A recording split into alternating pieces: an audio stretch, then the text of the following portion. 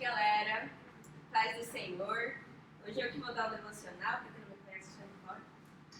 Então, gente, eu gostaria de começar esse devocional perguntando uma coisa para vocês.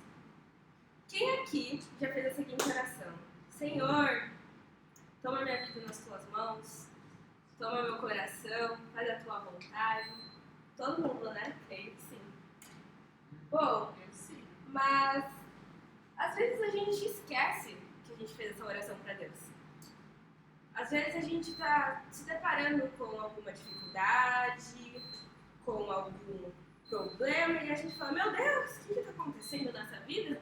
Né? Não é possível. Só que às vezes a gente esquece que a gente entregou a nossa vida para Deus. Portanto, Ele está no controle das coisas, né?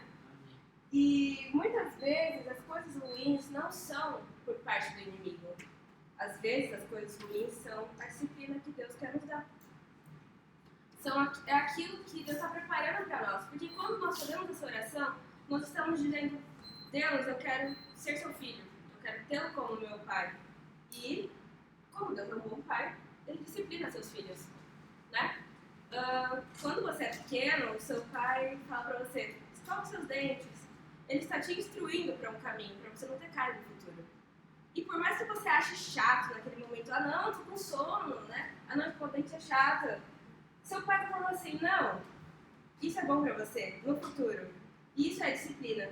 Muitas vezes a gente confunde a disciplina com castigo, né? Só que a disciplina é uma conduta, uma ordem, regulamento, uma conduta que assegura o bem-estar dos indivíduos. Então, vou ler aqui algumas passagens para vocês. Primeiro, eu vou ler em Hebreus 12, 11, que diz: nenhuma disciplina parece ser motivo de alegria no momento, mas sim de tristeza. Porém, mais tarde, produz frutos de justiça e paz para aqueles que, por ela, foram exercitados. Então, quem nos disciplina, nos quer bem, né? E eu vou ler, peraí, mais um. Em Provérbios 3, 5 a 6, que diz: confia no Senhor de todo o teu coração e não se apoie em seu próprio entendimento. Reconheça o Senhor em todos os seus caminhos e Ele endireitará as tuas veredas. O que isso quer dizer? Que quando a gente confia no Senhor, por mais que o caminho pareça problemático, tenebroso, Deus está no controle. Então, Ele está assumindo, né? E isso é disciplina. Você confiar em Deus é a disciplina. E por fim, só para finalizar, né? Em Hebreus também, que na verdade é uma cópia, né, de Provérbios, que também é Provérbios 12, que diz assim: vocês, meu filho, não desprezem a disciplina do Senhor, nem se magoem com sua repreensão, pois o Senhor disciplina a quem ama e castiga todo aquele a quem aceita como filho. Suportem as dificuldades recebendo-as como disciplina. Deus os trata como filhos. Ora, qual o filho que não é disciplinado por pai? Então, o devocional de hoje basicamente é: lembre da oração que você fez no dia, de entregar a sua vida, os seus caminhos para o Senhor. Portanto, se vier algum problema, nem tudo é do inimigo. Às vezes é Deus te disciplinando para te dar a bênção. Então é isso. Uhul! Arrasou! Agora eu?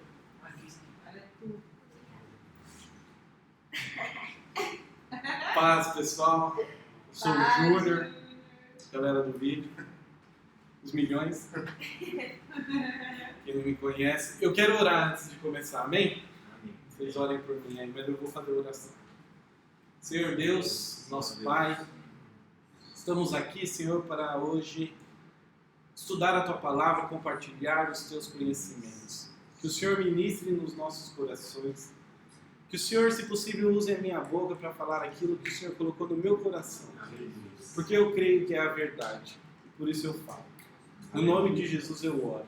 Amém. Amém. Amém. E... avisou o nome Paulo. Não, tá de boa. Eu estava pensando, quando o Paulinho colocou eu para falar aqui, eu falei, caramba, o que eu vou falar? Aí eu queria falar sobre um personagem do Antigo Testamento. Até compartilhei com o Tomás, falei, eu vou falar sobre Davi. E depois eu pensei, eu vou falar, não, sobre Esther, a rainha Esther. E estava lendo, né, sobre isso. E aí, trocando uma ideia com o Felipe, ele me lembrou uma coisa que Deus queria falar comigo. Sobre a reclamação. Uma vez conversando com a Fernanda do Arthur, ela me perguntou: Júnior, por que a nossa tendência antes de tudo é reclamar? Por que primeiro a gente reclama, depois vai fazer o que tem que ser feito? Ou por que primeiro a gente reclama e depois a gente ora ao Senhor? E aí eu falei: caramba, é verdade. Por que a gente reclama, né? E eu coloquei um título no meu estudo. Eu gosto de pôr título nas minhas mensagens. E o título é bem assim: porque a nossa tendência, antes de tudo, é reclamar. Eu vou escrever aqui. É rapidinho, tá, gente? É nada, vou escrever desse tamanho. Porque nossa... Nem tá dando pra ler, né? Dá pra ler. Tendência é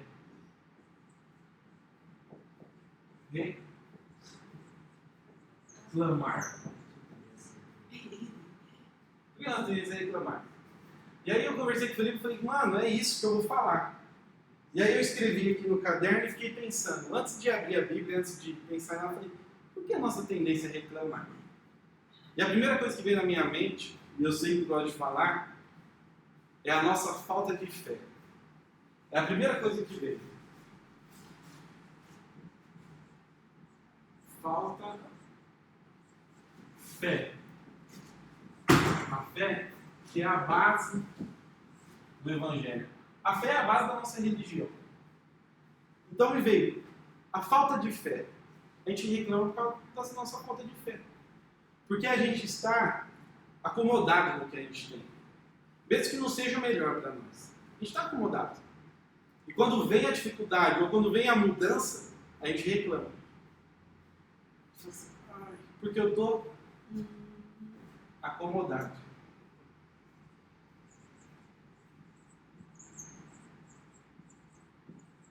E seguindo nessa base, eu pensei: como eu estou acomodado e a mudança vem, eu reclamo por quê? Porque eu não quero me esforçar. A gente não quer ter esforço para mudar. A gente está ali, sentado, aí fala: Júnior, levanta aí que eu vou varrer. Minha mãe.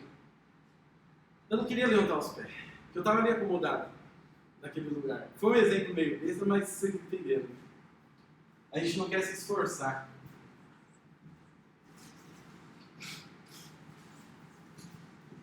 Ih, falhou.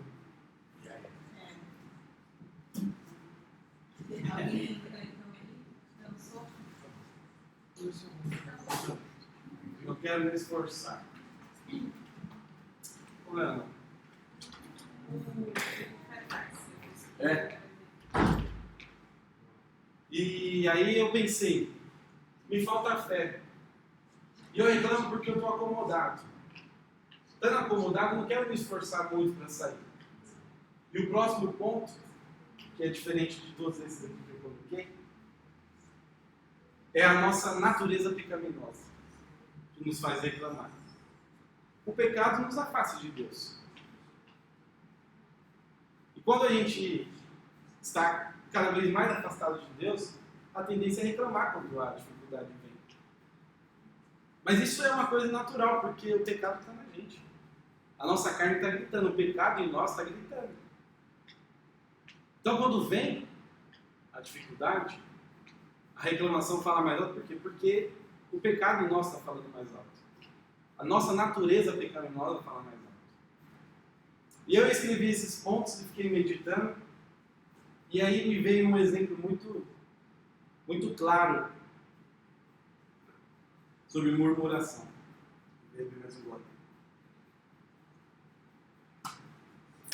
Eu fico bem nervoso quando eu estou falando. Porque eu sei que a qualquer momento eu vou começar a chorar. Mas é sempre bom compartilhar o que Deus tem ministrado para mim e para vocês. Porque, como eu orei, eu sei que é a verdade. Então, por isso que eu compartilho.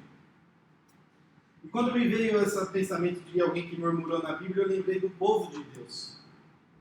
O povo que Deus escolheu. Lá, meu Jesus, hein? Valeu, Billy. Barry. Qual é o nome do Flash? Barry. Nossa, essa caneta aí.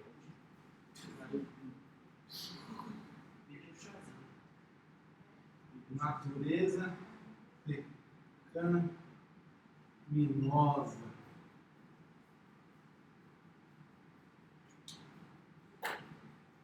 E aí, pensando sobre quem eu poderia usar para falar, apagou aqui. Ah. Aí eu falei, eu vou falar sobre o povo de Deus. O povo de Deus que ele escolheu para resgatar. Ele olhou e falou, Abraão, em você eu vou começar um povo. Seus descendentes serão muitos. De você vai vir Jesus. Eu escolho você. Abraão. Eu pensei quando Deus levanta Moisés, depois de 400 anos, o povo lá no Egito, a galera sem pátria, sem leis, sem ninguém cuidando deles, sofrendo mesmo, a galera sofrendo. E aí Deus levanta Moisés, e Moisés é usado por ele, vocês conhecem a história, né? E aí Moisés é usado por Deus e tira aquele povo de lá. E desde que Deus tira aquele povo de lá, ele cuida deles desde o começo. Já começa guiando eles por um caminho mais longo, mas que desviava eles dos filisteus. Porque Deus sabia que se eles caíssem na situação de batalha, com certeza eles iam desanimar e voltar para o Egito. Então Deus, com a sua misericórdia e graça, conduz eles por esse caminho que afasta eles dos filisteus. E durante o dia no deserto, colocando aquela coluna de fumaça, que eu entendo que foi uma coluna de sombra, além de conduzir, trazia sombra no deserto, né?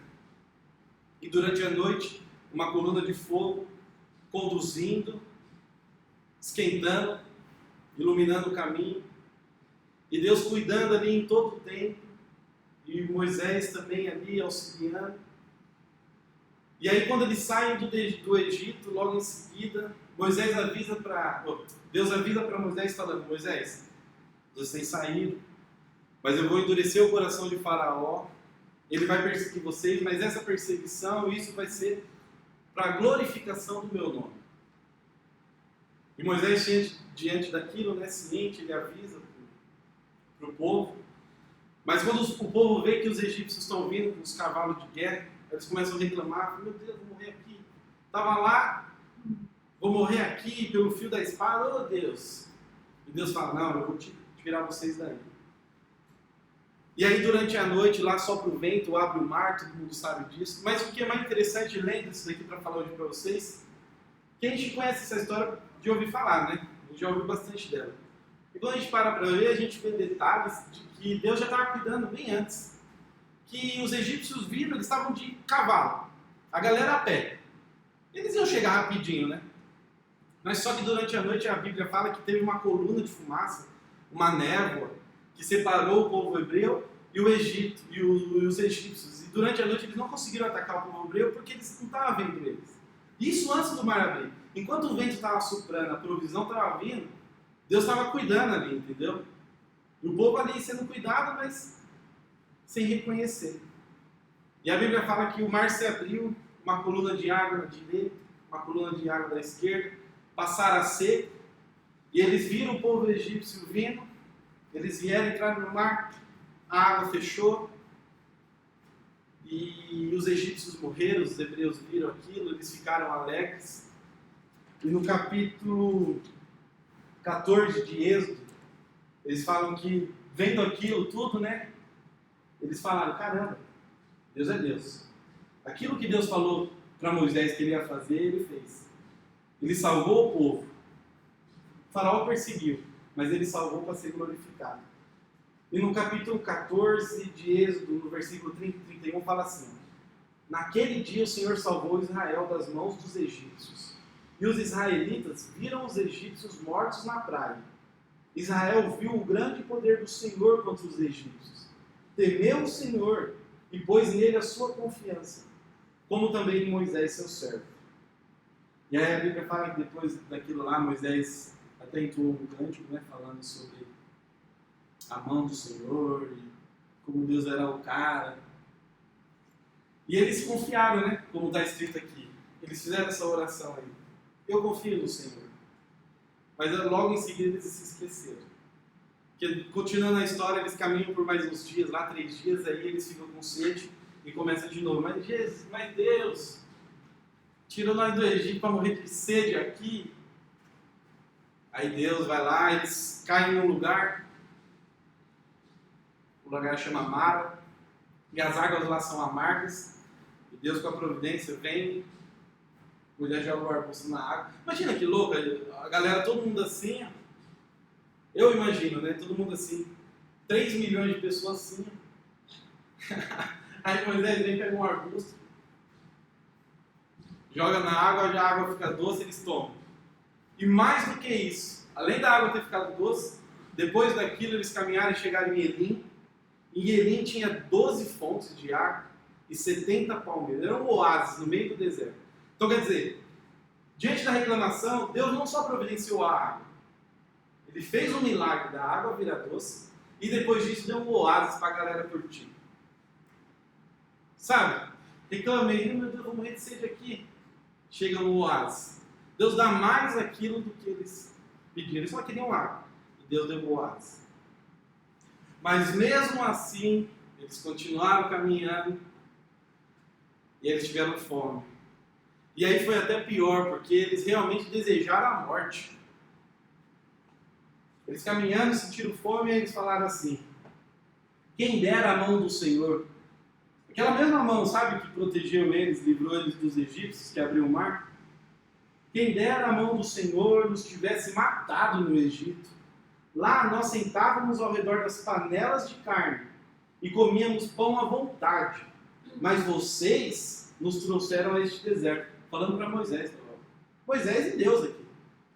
Vocês nos trouxeram a este deserto para fazer morrer de fome toda essa multidão. E o que Deus fez? Deu o maná. Deu as codornizes. E a galera comeu pão e carne. O que eles estavam reclamando do Senhor? Que lá no Egito eles sentavam ao redor, comiam pão e carne. O que Deus deu? Pão e carne. E eles continuaram caminhando. Foi 3 meses, não foi? Até chegar ao local que Deus fala para Moisés: Moisés, é agora. Tirei vocês do Egito. Falei que ia dar uma terra para vocês. A hora chegou. Manda 12 espias. Eles vão lá olhar a terra. É a terra que eu vou te dar. Aí Moisés, com essa palavra de Deus, ele fala para os 12 espias, um líder de cada tribo. Fala: ó, vocês vão lá. Essa é a terra que Deus vai nos dar. Vocês vão espiar ela durante 40 dias. Vocês vão olhar quem são, quantos são, as fortalezas da cidade, tudo isso, sexta, no Globo. Eu falei: não, eu pensei isso em casa, eu falei: não vou fazer, mas eu fiz. E aí, eu gosto, né? E aí eles vão, e aí Moisés fala: traz os frutos, traz o que puder trazer, traz toda a informação. Que Deus mandou. E eles vão, os 12 vão. E chega lá no lugar, eles até pegam um cacho de uva gigante. Nem imagino como deve ser esse cacho de uva. Trouxe 2 homens carregando um cacho de uva. Cada uva deve ser desse tamanho. É uma jaca, não é uma uva. E aí eles trazem e jogam lá no chão e falam: a terra mana leite e mel. A terra que o Senhor nos prometeu mana leite e mel. Mas é osso de conquistar, hein? Nossa, só tem gigante. Tem os descendentes do... um cara lá que fala um monte de vezes aqui. É esse. Tem os descendentes lá dele, mano, não vai dar. Não vai dar. Só 2.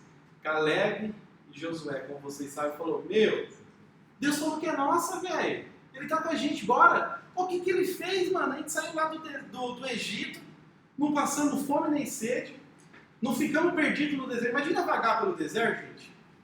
Não passamos fome nem sede, não nos perdemos. O Senhor nos livrou de tudo, nos deu a terra e a gente vai ficar falando que não consegue. Josué e Caleb viram, eles falaram: eu creio na providência do Senhor.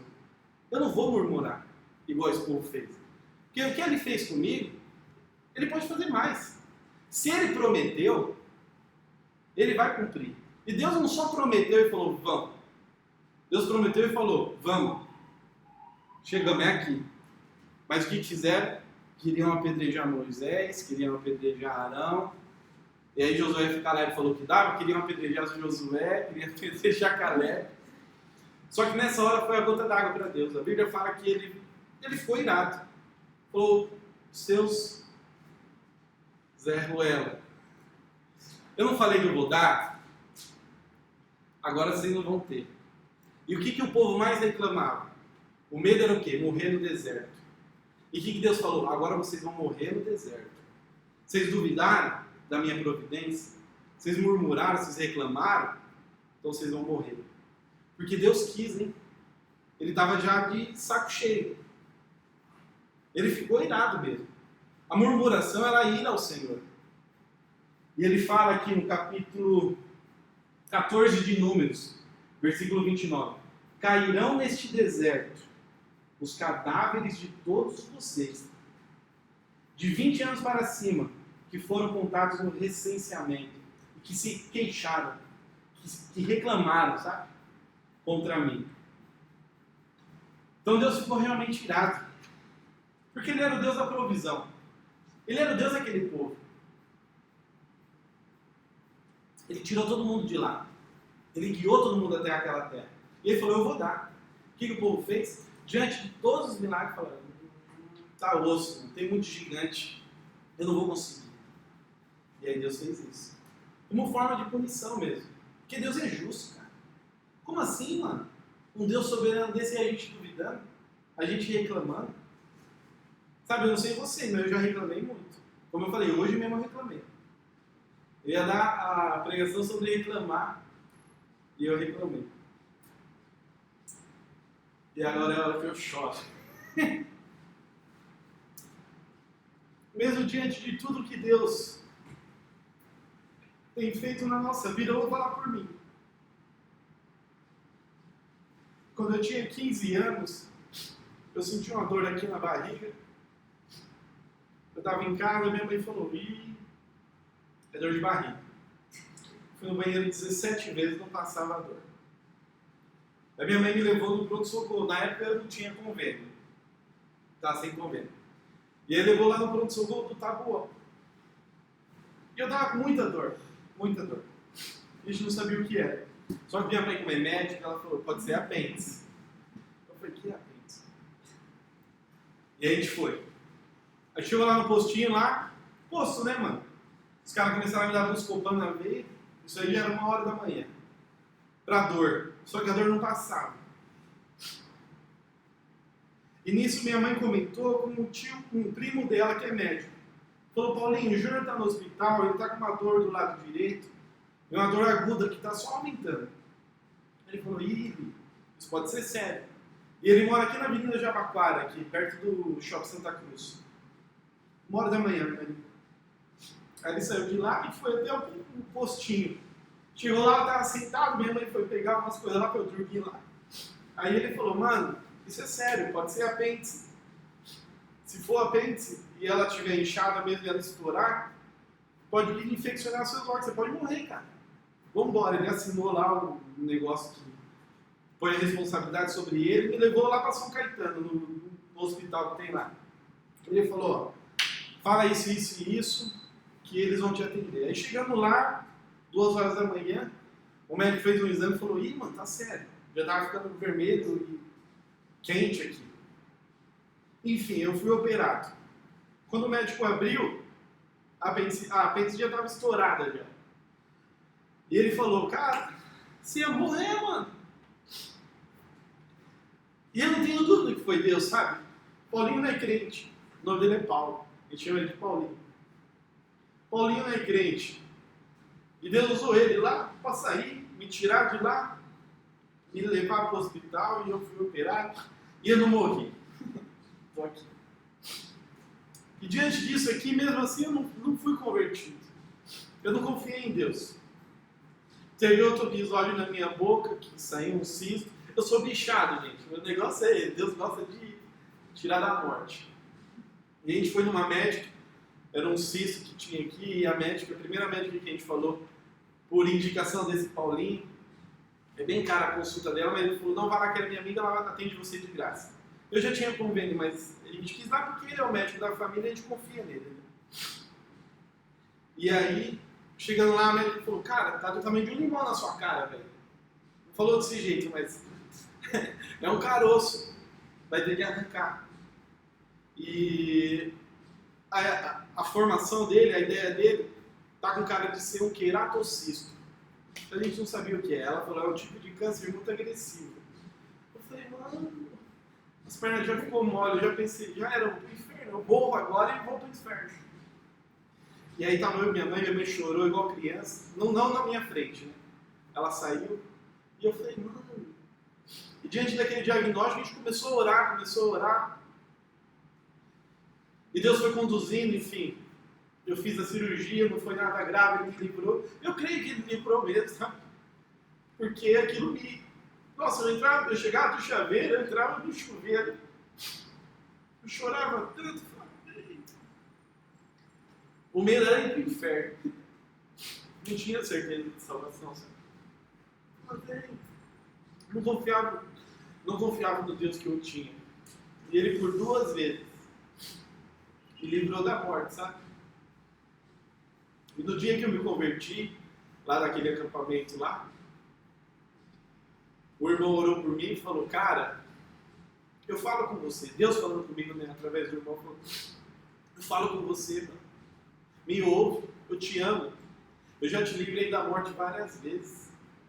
Quando você vai entender? E aquilo fez sentido para mim. E desde aquele dia eu não parei de reclamar não, tá, gente? Mas eu continuei reclamando. Mas tendo a certeza na provisão de Deus, sabe? Porque eu sei que é Ele que faz a diferença na nossa vida. A dificuldade veio, eu passei por ela, que Deus me conduziu. Passei pelo deserto, tenho passado pelo deserto. E a mesma pregação que eu preguei lá no esse último culto dos jovens, foi para mim, essa também tem sido para mim. Eu estou pregando para vocês o que Deus fala para mim. Tá? E eu gosto de expor um problema, eu estou expondo o problema da murmuração. E gosto também de expor a solução. E a solução está em Jesus. E eu fui até Filipenses 2, é uma passagem de Paulo muito bonita para aquela igreja de Filipe, que Paulo, ele... Meu Deus, toda vez que eu leio eu choro, mano. Ele expõe a humildade de Jesus, a obediência dele morrendo naquela cruz por nós de uma forma. E o contexto aqui é sobre a humildade cristã. A mesma humildade que faz a gente confiar no Deus que a gente tem. Sabendo que Ele está nos ajudando. Mesmo em meio ao deserto, se Ele prometeu uma vida de alegria, a gente vai ter lá no céu, isso eu sei. Mas Ele nos ajuda aqui.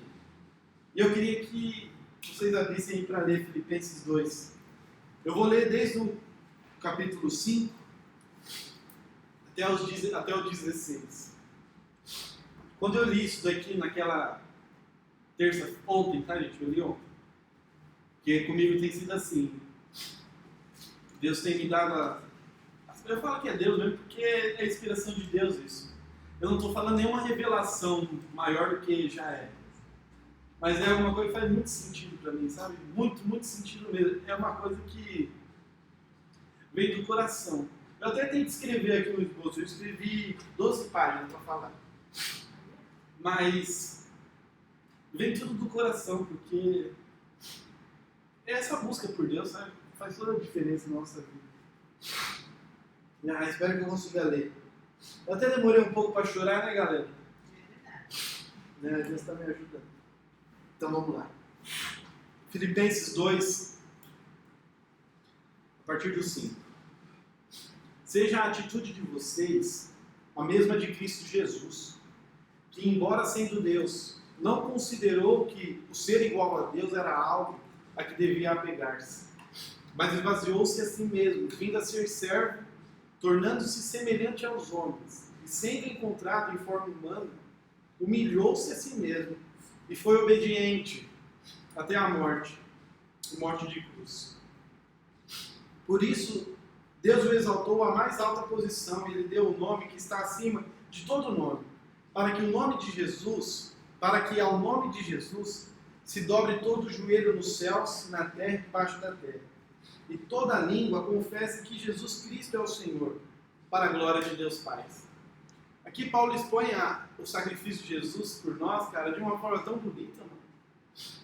Sabe, ele se entregou à morte, e pior, a morte de cruz, por nós, ser obediente à vontade de Deus, sem reclamar. Eu vim aqui fazer isso, então vou fazer. Ele questionou até. Não sei, não digo nem questionar, mas ele falou, pai, se possível, tira de mim esse cálice. Ele sabia o que ele ia passar. Mas mesmo assim ele foi, confiando em Deus, fazendo aquilo que Deus queria. É bem bonito. E aqui ele continua, que é onde eu quero chegar. Versículo 12. Assim, meus amados, como sempre, vocês obedecerão, não apenas na minha presença, porém muito mais agora na minha ausência. Ponham em ação a salvação de vocês com temor e tremor, pois é Deus quem efetua em vocês tanto o querer quanto o realizar, de acordo com a boa vontade dele.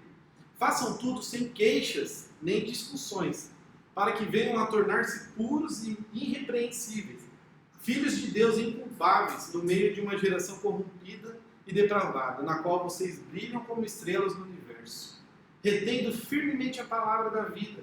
Assim, no dia de Cristo, eu me orgulharei de não ter corrido, nem me esforçado inutilmente. Cara, esse capítulo aqui dá pra gente tirar muitas lições. Eu não sou capacitado para tirar todas as lições que tem dele. Mas o que me saltou aos olhos foi isso. Ele expôs o que Jesus fez. E ele fala aqui para a gente imitar Jesus. Porque o que acontece na nossa vida, como a Nicole falou, é a vontade de Deus. A boa vontade de Deus. E se a gente reclama, a gente está duvidando dessa vontade, dessa providência, sabe? E assim não dá pra gente falar que a gente é cristão. Se a gente crê nesse Deus, nesse Jesus que nos salvou, se nós temos fé que é a base de tudo, como a gente pode como a gente pode murmurar, reclamar esse ponto? Falou muito pra mim. Quando eu li isso aqui, eu chorei muito, mano. Eu chorei muito. Muito, muito mesmo. Acho que até as vizinhas achou que eu tava apanhando. Eu falei bem alto, Senhor, tenha misericórdia de mim. Eu não quero pecar contra o Senhor. A murmuração é um pecado sério. Eu já visto o que Deus fez com o povo dele no deserto. Murmuração é séria. É muito sério. Tem até uma passagem lá que Deus reprova Saul, porque ele desobedeceu. E Deus fala que a desobediência é pior até que o pecado de idolatria. Acho que é alguma coisa assim, né? Não lembro direito. Eu não quero desobedecer a Deus murmurando. Eu espero que vocês também não façam isso. Porque eu não tenho dúvida que as bênçãos do Senhor já estão sobre nós, sabe? E mesmo que a gente não tiver nenhuma bênção, que é muito difícil, nós aqui, cristãos, nós temos a salvação. Acho que é meio clichê falar isso, mas gente, o que Jesus fez por nós, cara, é muito sério, mano. O que aconteceu naquela cruz a gente não tem ideia. E aquela era a vontade de Deus. Aquilo foi a bênção maior que Jesus poderia fazer. Que Deus fez por nós foi o ápice. E mesmo assim a gente sempre está dando um bônus para nós. E a gente sempre o quê? Reclamando. Hoje eu reclamei. Como eu falei. Não reclamei nenhuma nem duas. 26 vezes. Por aí. Mas é isso, a gente precisa buscar Jesus. Ser imitadores dele. Em todo o tempo. Foi bem curto o que eu falei hoje, mas se for a resposta para tudo isso daqui, ó, porque nossa tendência é reclamar, faltou aqui, né? Acima de tudo, eu não quis escrever porque a caneta estava acabando. Porque nossa tendência, acima de tudo, é reclamar, eu respondo porque a nossa natureza pecaminosa é assim. Ela nos atrai a isso. Mas quem foi que venceu o pecado? Quem é que a gente tem que falar, mas Jesus me ajuda. Eu quero te imitar. E não vai ser assim não, gente. Não é a chavinha que a gente fala, pô, estou imitando Jesus. É ali, ó, a constância. É na busca, sabe? É do relacionamento. E Deus quer isso da gente. Quer muito isso da gente. Relacionamento. Se a gente for ler a Bíblia, tanto de gente. Abraão, mano, Sodoma e Gomorra. Deus falou, não, vou matar. Aí Abraão falou, mas Senhor, se tiver 50. Chegou a 5, velho. De 50. Tem que ser amigo de Deus para trocar uma ideia assim, né, mano? Então o que eu tenho para vocês hoje é isso. O que eu tenho para mim hoje é isso. A murmuração vem. Mas nós precisamos confiar na providência do Senhor. Confiar em todo o tempo. Em todo o tempo. Porque Ele é bom. E precisamos ser confiantes no Senhor. Dúvidas? Muitas, né? Como eu falo, sempre é um prazer. Eu sofro muito antes de falar aqui para vocês. Nossa, sofro mesmo. Nossa, me dá até mijadeira. Mas, quando eu chego aqui e começo a falar, eu falo, mano, é isso que vale a pena, cara. Falar da palavra de Deus.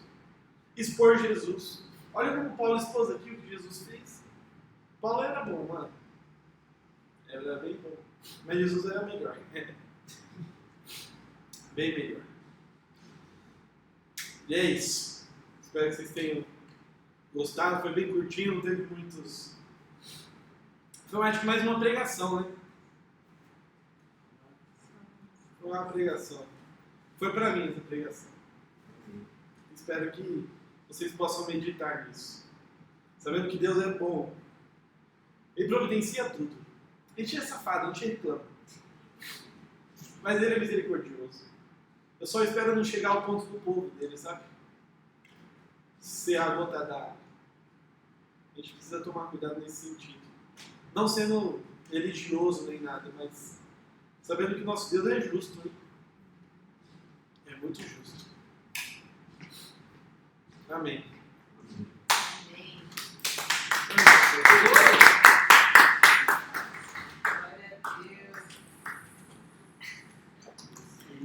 Se vocês quiserem perguntar alguma coisa.